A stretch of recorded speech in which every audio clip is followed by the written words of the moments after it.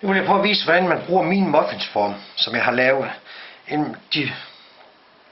Man kan lave sådan nogle som dem her. Jeg synes, de er vældig søde. Der er selve muffins her. Det er den første form. Så er der flødeskummen. Det er den, du kan se der. Den er her. Og så den lille blomst. Det er den lille blomst, der er der. Den er her. Jeg gør tit det, at jeg starter med at lave blomsterne. Fordi dem kan man lave nogle stykker af i forvejen.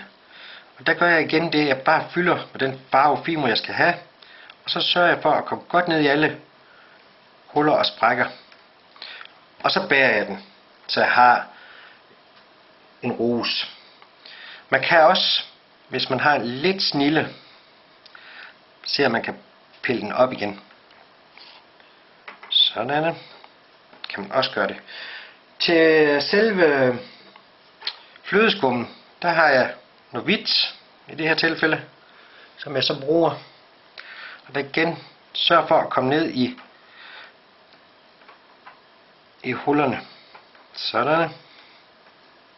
Så du får den der, sørg for at du får den der lille måling på. Sådan. Og igen kan man tage den ud, men det er lidt sværere med den her, fordi den er så tyk. Så derfor gør jeg nogle gange det, at jeg tager lidt babypuder, ganske almindelig babypuder, sådan, og dypper en pensel i, og så tager jeg lige og dypper selve den her, fordi så kan jeg, når jeg har puttet det her i, sådan, så kan jeg lige have den så for den sidder ordentligt i, sådan, så kan den nemt komme op, sådan der. Så har vi til sidst selve muffins. Der bruger jeg noget brunt og kommer lidt i der. Det måler man sig i. Så plejer jeg lige at sådan gøre det sådan der, fordi så ser det ud som om den er bagt. Der er lidt lufthul og sådan lidt i det. Og så kan man så tage sine ting, som man har lavet dem til. Sæt ovenpå. Sådan. Og rosen sætter vi på her. Så. Lidt. Sådan. Og så skal den sådan set bare bages. Igen kan man gøre det, at man lige prikker den ud. Sådan der. Og lægger den over på en glasplade. Så kan man bage så mange man har lyst til. Man kan også gøre det, at man bager det hele, alle tingene, for sig selv, så man har dem hårdt. Igen der kan du jo bare hele tiden tage nogle af de her, lave i formen først, sådan der. Og så ved at den er sådan bøjelig, så kan man sådan lige til at vippe den ud, og så lægge den på sin glasplade, og så bage dem. Der vil jeg så godt lige give et råd, hvis man bager i forvejen, når det gælder flødeskummen. Igen sørg for, at du lige har pudret den lidt med lidt babypuder, og det skal bare være meget lidt babypuder.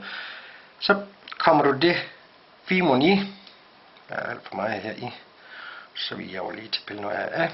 Sådan. Sådan. Så for at den skal sidde pænere på selve muffins, så plejer jeg lige at lave en lille fordybning i midten. Så bliver det nemmere at lægge på muffins, når jeg har bagt den. Og igen, så tager jeg lige og hiver den ud og lægger på glaspladen. Og så kan jeg bage det og lave 20 af dem og i forskellige farver, som man har lyst til.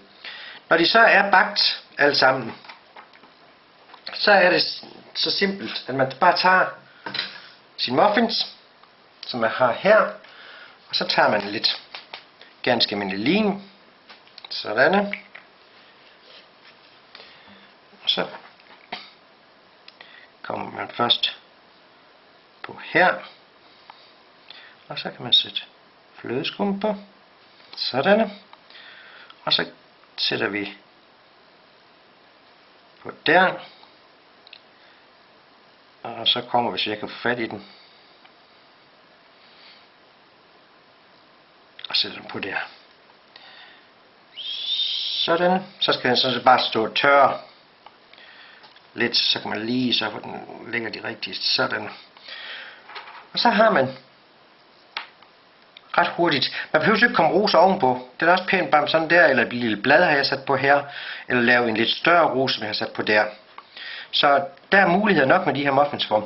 Men prøv jer frem, det er faktisk det nemmeste. Held og lykke med det.